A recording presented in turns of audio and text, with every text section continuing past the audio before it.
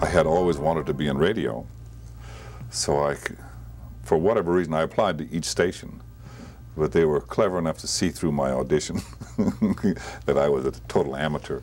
But for whatever reason, I showed up at this one station. It was called CJCJ then, CKXL now, and somebody was leaving, and so I got the job. And then I was able, because of that, to go to Lorne Greene's radio school in Toronto, the Academy of Radio Arts, and I got a scholarship from there to go to New York to study acting. Quite a transition from the snowbilly from the north, a farm boy, a country boy at heart, to end up in one of the most cosmopolitan, sophisticated cities in the world, and certainly at the mercy of every city slicker that was ever around. You know, I had a guy come up to me, and he had, you know, like, he had watches, wrist watches. Would you like to right here, they're only 50 cents or this kind of thing. Right. So, you know, I remember that phrase, never give a sucker an even, oh, there's a sucker born every minute or what? Yeah. I said, not for me, thank you. I could have had a cheap watch, too. Could have. Your voice has been important to you throughout your career, probably starting with radio.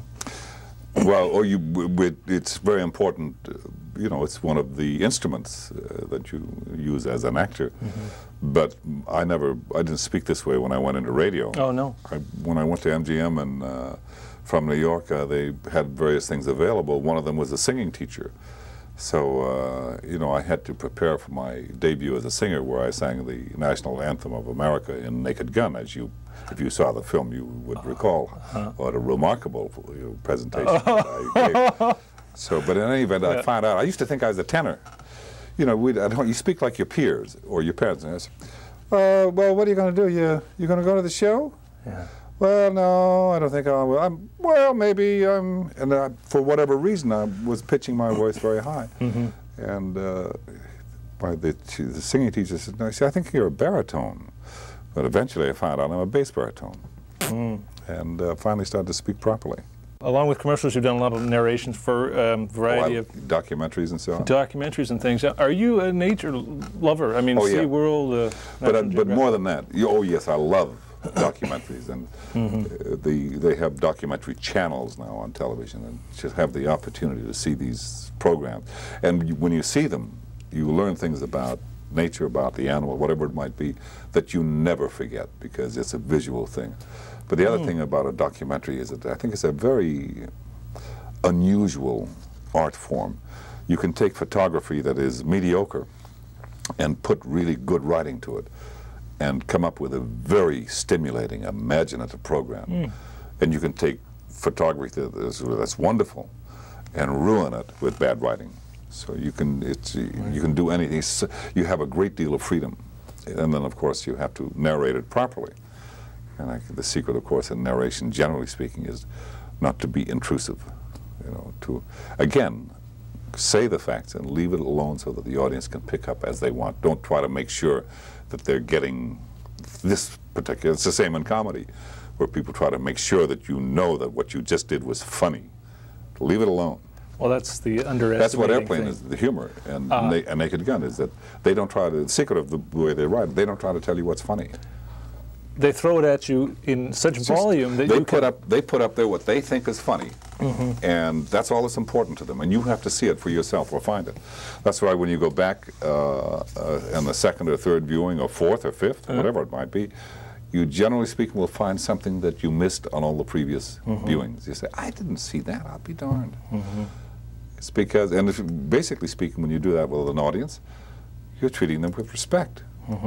Otherwise, I see so many comedies where they take you by the hand, lead you to the joke, let you know the joke is on the way, tell the joke, and do something, and point out to you as you're leaving that, boy, you just saw something funny, and it's not funny to me.